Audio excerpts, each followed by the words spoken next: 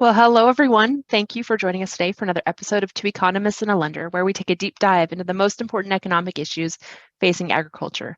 I'm your host, Carly Jacobson. David Widmar and Brent Gloy are back with us from Agricultural Economic Insights, along with their own Val Weis, a commercial lending officer here at Farm Credit. It never fails. As soon as we start talking about transition planning, both good, bad stories start to surface. And it's really no surprise because while transition planning is very personal, it's also something that every operation has to go through eventually. And in today's webinar, we'll set up some ideas to help you think through the transition of assets to help finance the next generation. So Brent, let me get this kicked on over to you to get us started.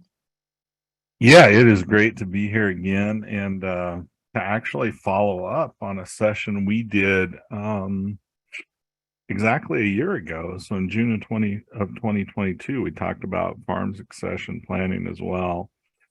And at that time, we talked about things like the capacity of the business to generate income to support a transition, what the family needs were for income and cash flow from that farm operation.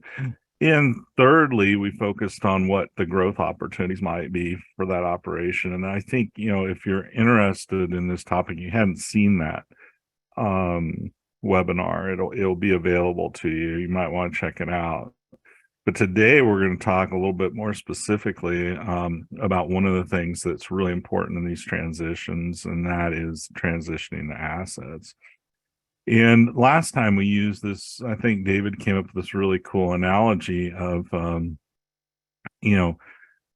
everybody has the problem of a farm transition. I mean, everybody's in the farm has got to decide, what's going to happen to that operation. I think we've all been to a meeting somewhere and somebody started out with an urn of balls, and like we talk about in statistics class a lot, drawing balls out of urns. I could never really understand that at first, but the idea was, you start out with 100 farms, and then maybe 25 of them make it to the second generation, and then of that group, even fewer make it to the third, and so on and so forth. And by the time you get down to 5 or 6 transitions, there really aren't very many operations that go that far along. And so everybody has this problem, and those are the kind of problems that people like to say, well, we can just come up with one solution that's going to solve this problem because everybody has it.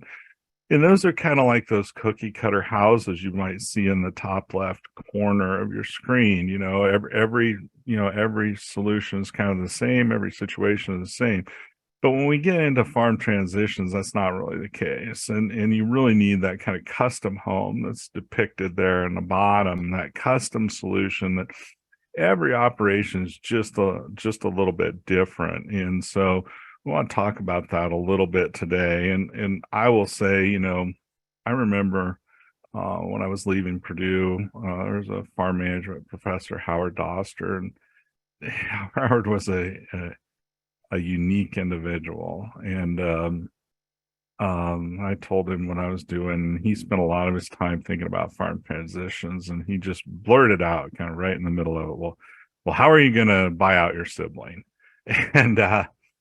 And so it just kind of took me back because I hadn't even really been thinking about that. And it wasn't really that relevant to the deal, but it just goes to show that there's lots of issues that are involved in this. And one of the things I think David and I would like to say is, at the end of the day, just do something and start this process.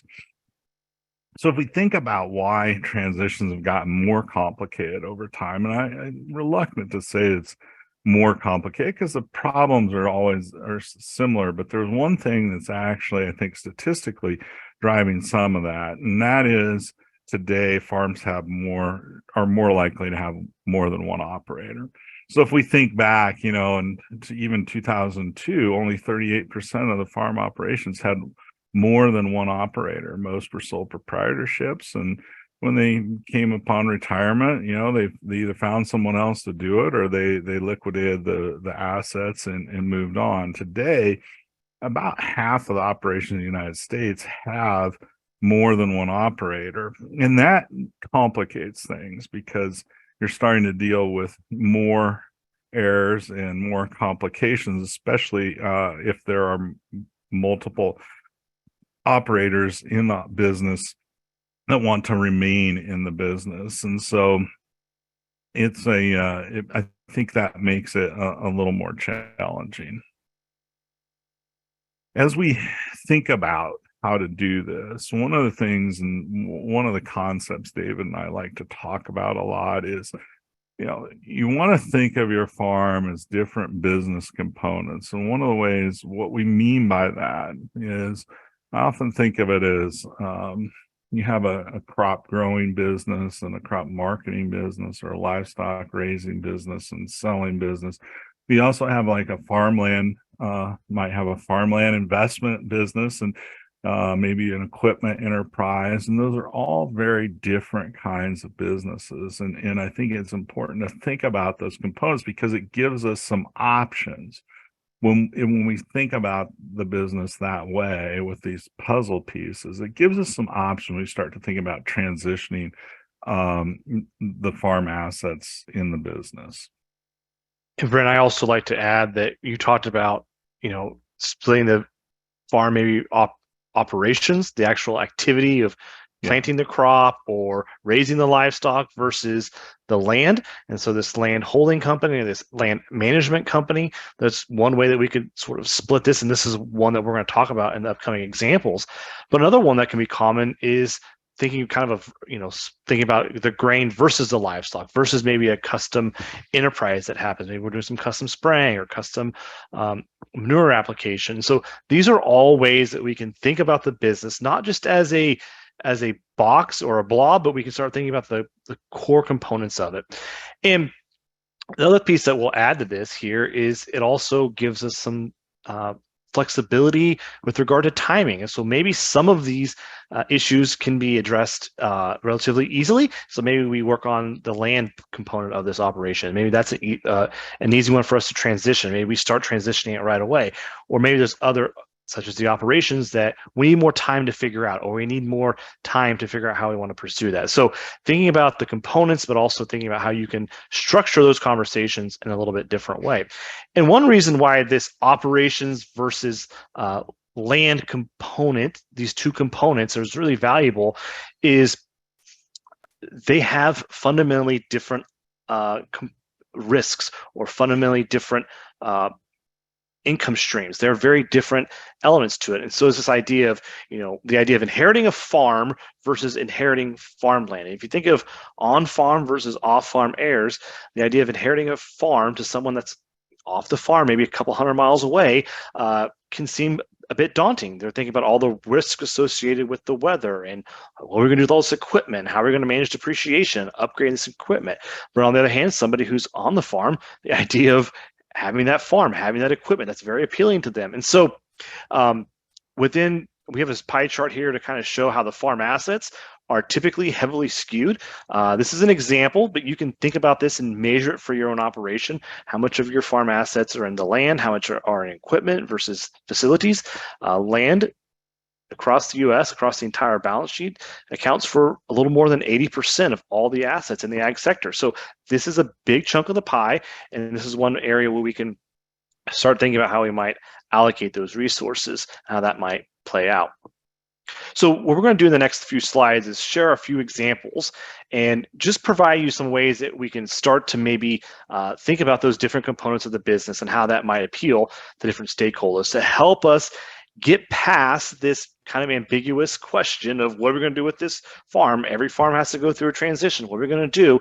And actually break it down in those components, and maybe we can start to process it a little bit. I was thinking about actually, interestingly, a different professor at Purdue actually always had this idea of, always said, if you're going to take on an elephant, you got to eat it one bite at a time. And so a lot of times these businesses that have been successful over our career have turned into these big elephants. And now we have to figure out how we're going to work through this problem of transition, and we got to work through it one piece at a time, and these components can help us with that. So the first example we want to provide is probably one that's pretty common, is there are on-farm and off-farm heirs. And the scenario here is the first generation wants both heirs to have an inheritance, but maybe all their wealth is invested or tied up into this farm, and only one of those heirs is on the farm. So how do we go about doing this? This on-heir farm has this business, and when you start thinking about splitting this business up, it's really relevant to their livelihood. So one potential solution is the on-farm heir inherits the operation, which is the tractors, the barns, the livestock, and a portion of the land. And then the off-farm heir maybe just inherits a portion of the land, and maybe there's some covenants or some agreements that's in place about how those heirs will handle rental agreements into the future, or maybe how they might handle selling the land back to the on-farm heir at some point in the future. There's a lot of details that can be happening there. But what's really valuable here is once you start to get through this idea or start thinking about these components and the potential solutions, is it opens up a whole bunch of new questions, such as, how might we split this land? Do we split the land 50-50? Is there a different way of allocating that? What particular pieces of farmland might the on-farm heir be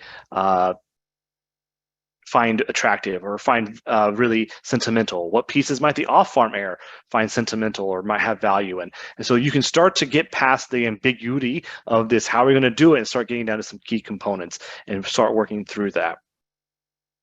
The second scenario maybe here is that all of the heirs are on the farm, but the first generation wants to retire, and they have a lot of their equity and their retirement tied up in that operation. So they want to think about how they want to get out of this operation. And so one solution is, rather than them showing up every day and working for the wage, maybe they start to get compensated for the equity that they've accrued and invested in this business, kind of a reverse sweat equity or a buyout type of situation. And as you start to think through this, you start asking questions like, okay, well, what does it mean for the first generation to retire? Are they still going to help drive a grain cart, or maybe help move pickups around during planting and harvest season, or help feed hay through the winter? Or are they completely stepping away? Are they moving out of the farmhouse? Are they going to buy a place in town, or maybe in Florida or Arizona? So we have a really good conversation about what that first generation wants. And then it opens up the door for the second generation to think about what they want out of the operation. How do they want to change the operation? How do they want to grow the operation? Do they want to equally buy out the first generation, their parents, or do they want to grow the different operation a little bit differently? So again, getting through some of those potential questions that can be helpful. And in the third scenario here, again, there's countless different scenarios. This is what makes it this customized home problem, but this is one that maybe we thought it would be a little bit common, or maybe something for folks to think about, is one heir is on the full-time operation, the other heir has an off-farm job that helps out quite a bit, specifically with the livestock operation. They both contribute sweat equity, but only one's getting the salary. And so one potential solution here is the heir inherits the crop operation and a share or a portion of the land, and the second heir inherits the livestock operation and a share of the land. And again, what happens here is, as we start to move through this potential solution, it opens up a whole lot of questions, such as what do those different heirs really want? How much of a livestock operation is appealing to that second heir? Do they want a large-scale type of operation, or do they want a portion of what currently exists? I think another thing that opens the question up is what does it mean to be fair? And what are their individual goals, and what are their individual professional and career goals, and how does this inheritance maybe fit into that? A little bit of an example here is one family member, the first generation, decided they wanted to transition some land to the heirs. Well, there's one heir that was on farm.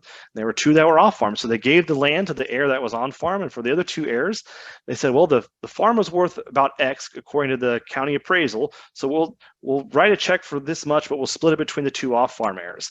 So you can set and say, okay, the land was worth this, and then this similar amount of cash was split between two heirs. So who got a good deal? Well, all the heirs were upset because the off farm heirs got cash and they got to go on a vacation, and the on-farm heirs got this really valuable piece of farmland that nobody else had access to. And so this idea that gets raised here is, as we think through this, always be considering, what does the first generation have in store for their goals, personal and professional? What does the next generation have in store for their own goals? And how can this inheritance, how can this transition enable and help fuel those goals and those dreams and those aspirations that they have individually?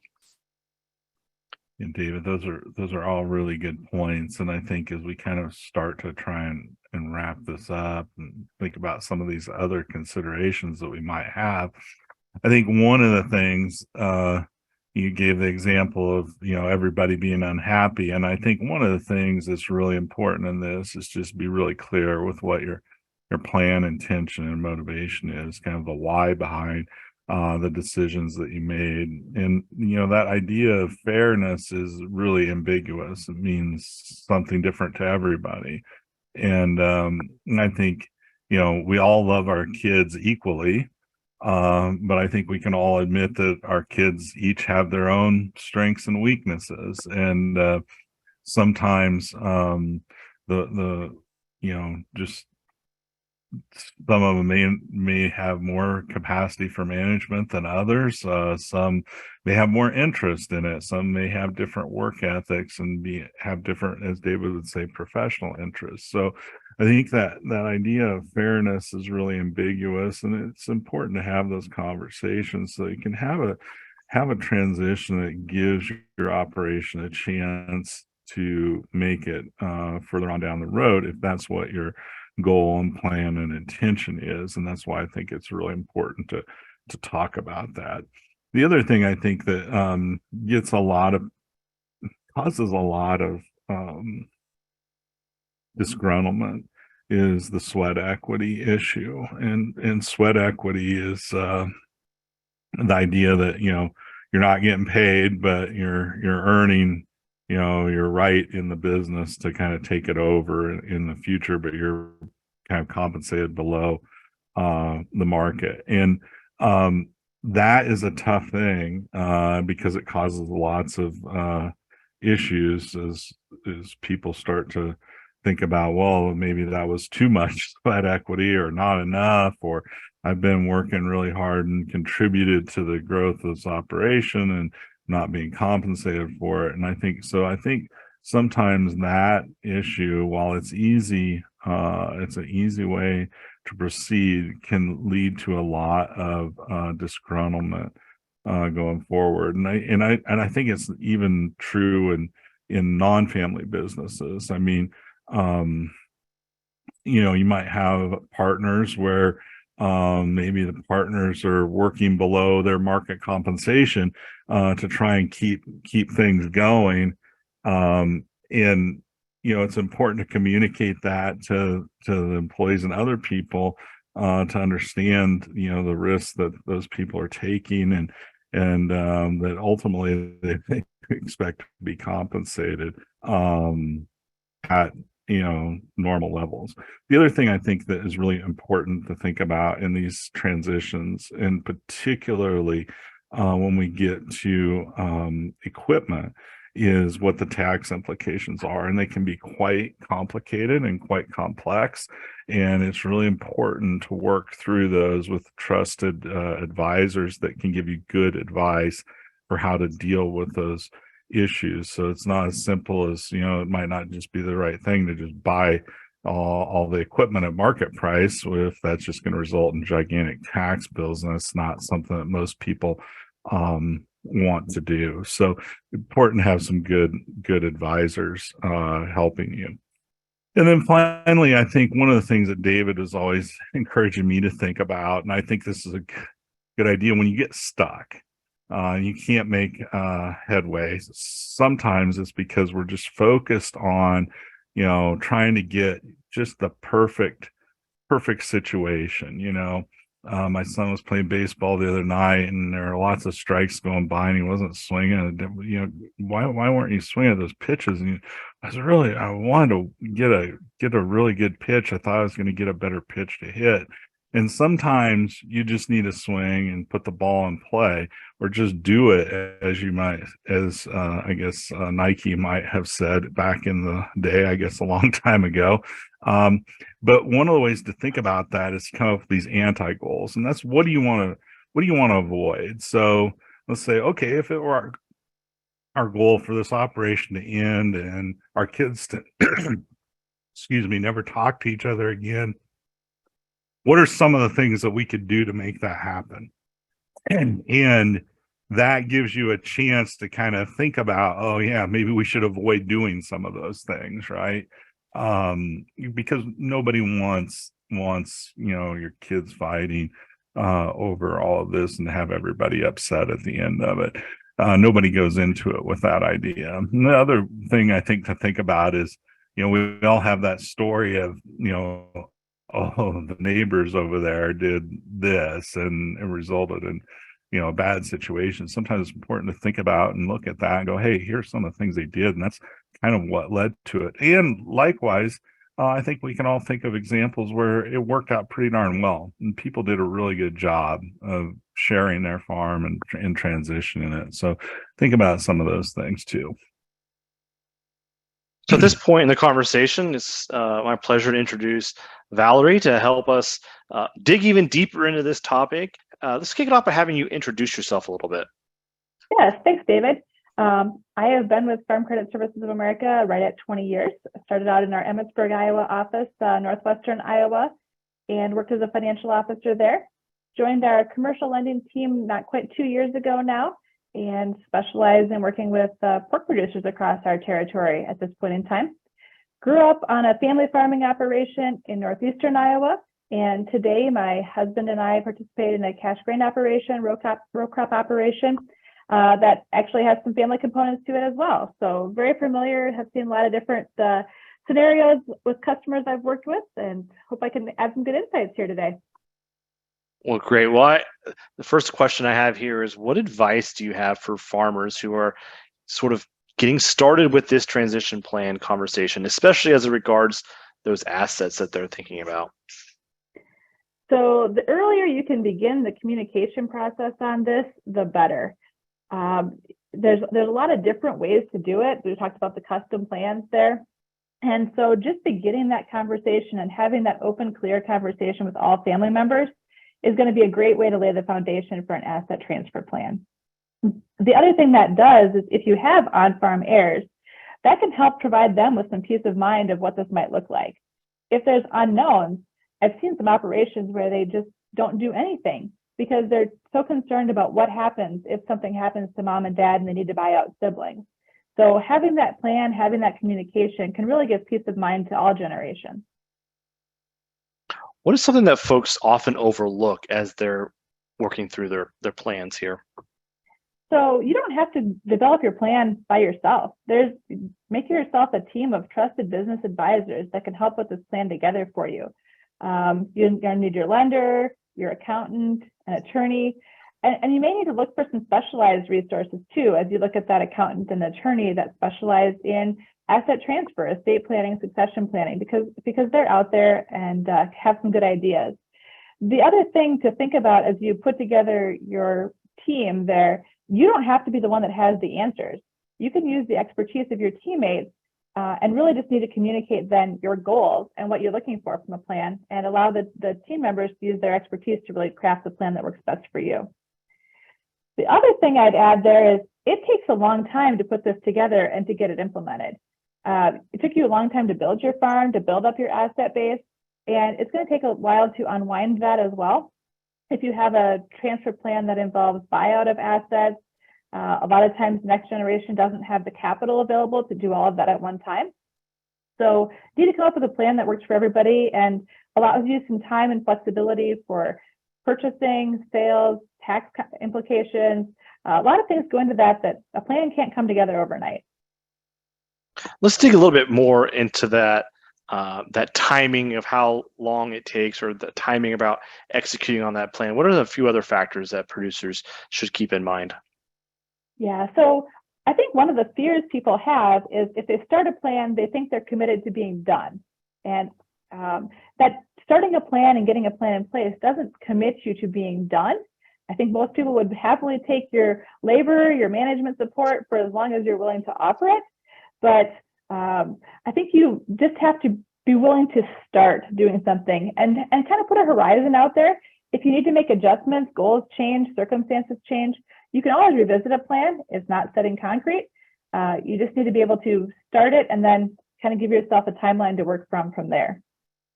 The other thing with timing, I think it's really important to revisit your plan, update your plan, make sure it still is a fit for your operation.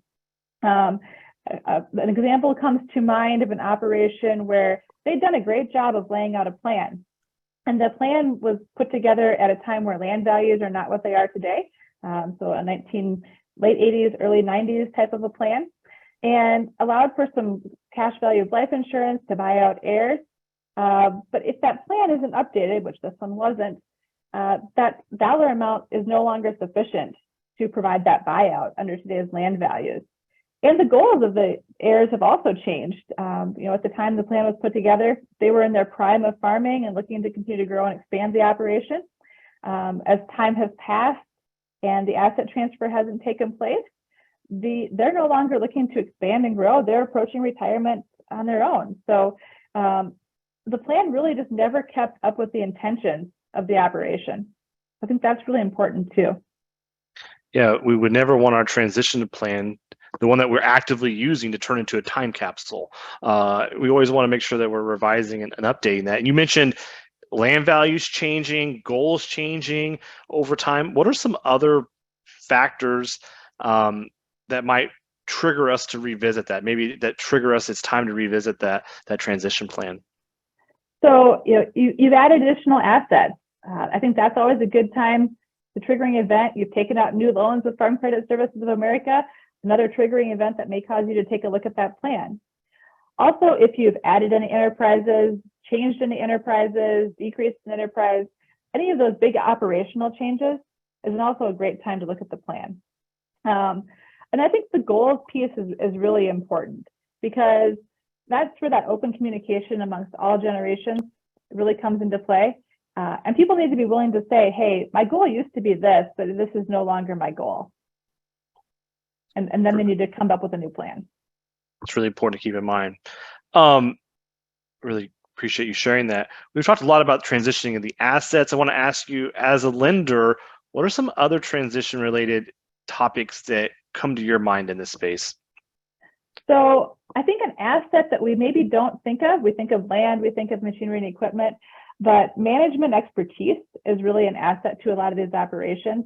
And thinking about that transition of management, decision-making skills, training along the operational, as opposed to the day-to-day, but really the big picture and operational goal side of things for an operation.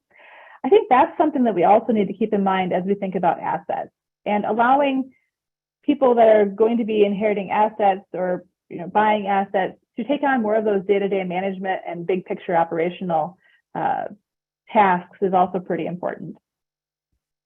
So I have two questions here before we hit the 30-minute mark. The first one specifically on farm transitioning here, and specifically these assets.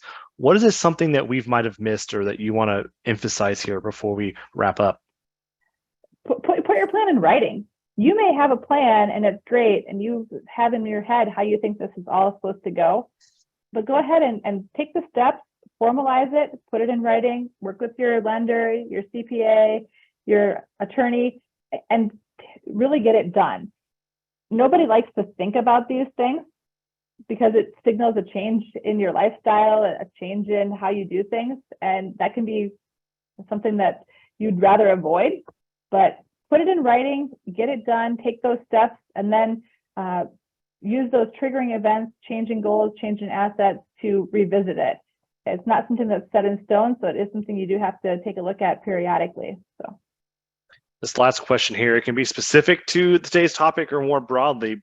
What's a piece of advice that you'd put on a billboard for thousands of producers to see here in June 2023? Just, you hate to see what happens when people don't plan. Doing no planning is making a decision for your operation, and you may not be happy with the outcome. At least if you have a plan that gives you something to come back and revisit, check in with, and you can adjust your plan as circumstances change. Let me hand it back on over to Brent. And what kind of questions do we have today? I see there's quite a few. Yeah, Carly, thanks. It's good to have some questions. And then one come in and says, I'm willing to sell my son some equipment at maybe 50 cents on the dollar, because normal sales, the taxes would really chew into that. can I enter into a contract over 10 years or so I don't get stung with taxes as much? And my son can, take tax deductions, etc. Good question. And I can't tell you the answer to that, because I think that's one we have to talk to an accounting professional about, but it's a really good question. I think it's even more important today, because the value of the equipment has gotten so large that there's just significant portions of basically, your retirement tied up in that equipment, and taking all of that income in 1 year, as you know, would have some pretty significant tax implications, because most all of it is probably fully depreciated on the tax basis. So the best advice I think I can give is, get some good accounting advice as to what the best option is. Yeah, I would just add, Brent, that I think getting some good accounting advice is a great place to start. But then also, as you look at your machinery line, try to think about what you can change today as you make new purchases, and how you can maybe help to facilitate some of that asset transfer today on anything you may be trading in or purchasing new. And if I could just jump in and add one last thought, I think this is a really great start. The question is itself creates more good questions. And so one of the questions that came to my mind is your son interested in that deal? And so just having that conversation with your son and hearing his thoughts and his concerns can really help you maybe before you get to that accountant phase of that conversation. So it's a very iterative process. It takes a lot of feedback, and it's sort of working towards this this action item, but it can take several rounds of feedback from those you're working with closely, the next generation, but also all the trusted advisors along the way. Yeah. So a couple of good questions here. After you determine fairness, which is as we talked about, pretty hard, should your first stop be the lawyer, the lender, or the accountant? And that's a clever question. I like those. And I don't know. I think getting to fairness is really important, but you're probably going to have to talk to all three. And honestly, it probably is going to help if you talk to them all three, kind of not necessarily at the same time, but in concert, so that one doesn't come up with a plan that the other one hates, and vice versa. So it's pretty important, I think, to coordinate with all three of them. If we have on-farm and off-farm errors, should business assets, not the land, but business assets, be held separately, or is this a case by case? And I think this is, again, another one. It's back to that, deal of the cookie cutter solution. I don't think there's a really good answer to that, in the sense that what's going to work for one person might not work for another. And so I think you just there's pros and cons, I think, to all of that. You start creating lots of different entities, it becomes, more paperwork, more record keeping, more stuff that seems a little bit like not as useful a motion, but at the same time, it can be useful for a variety of purposes. So again, I think you need to get a variety of opinions, not just one. Because it's like, I think Warren Buffett always used that quote, it's like asking a barber if you need a haircut. It's like if you go and ask an attorney or an accountant if you need another entity, they're going to say yes, but it may not be the most efficient way to approach things. So I think use some skepticism, but talk and engage a little bit. Don't just take the first solution that's offered to you unless you're really confident in it. And Brent, just to build off what you said earlier, you said pros and cons. I think about those as trade-offs also, is as you're hearing all that feedback, really get into those details of what the trade-offs are. And if you're only hearing all the pros from one source of information, talk to somebody else. Really try to build, and we call this triangulation, right? You try to figure out what all the sources of information are and find what works really good for you. But we have to lean into those pros and those cons and those trade-offs to really understand the nuances and how they might work or might not work for our operation. Yeah. So another idea here, another question is, what about pros and cons of purchasing stuff, while the person's alive versus waiting to passing? Another good question with a lot of tax implications. Of course, as one waits, there's the step-up basis still exists, and so that's a good thing, and it avoids a lot of capital gains tax on things like land.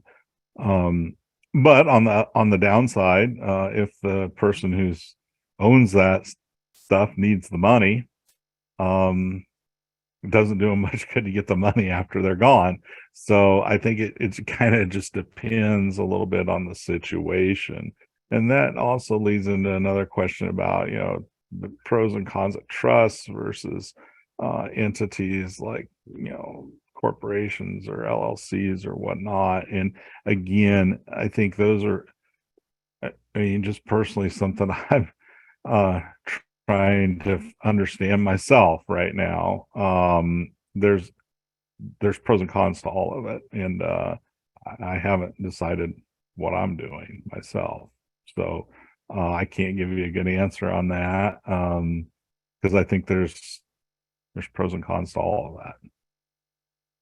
I think one thing to think about too is, really you'd like your family members to be alive as long as possible. But you also then have to think about who needs the asset and who needs to control the asset, and how is that asset being used in the operation? Because some assets are definitely more conducive to holding on to for your lifetime. I think we typically think of real estate as one there, where others are probably less conducive to that, just because of lifespan and usability time period of that tractor or that combine or whatever that piece of equipment may be. So I think that's something to take into consideration too, is who needs the asset and what are they planning to do with it? Good points, Valerie.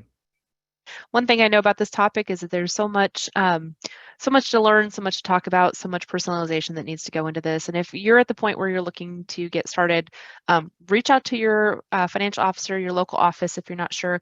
We have a couple great resources of companies that do this work. It's not something that we are necessarily the experts in, but we are certainly able to get you in contact with some folks that we trust and have done a great job for us. So keep that in mind. If you're ready to start that conversation, we can certainly help you get that started. So with that note, that'll do it for another episode of Two Economists and a Lender. Thank you to Brent, David, and Val for leading today's conversation. And for you in the audience, thank you for joining us. We look forward to seeing you online again next month.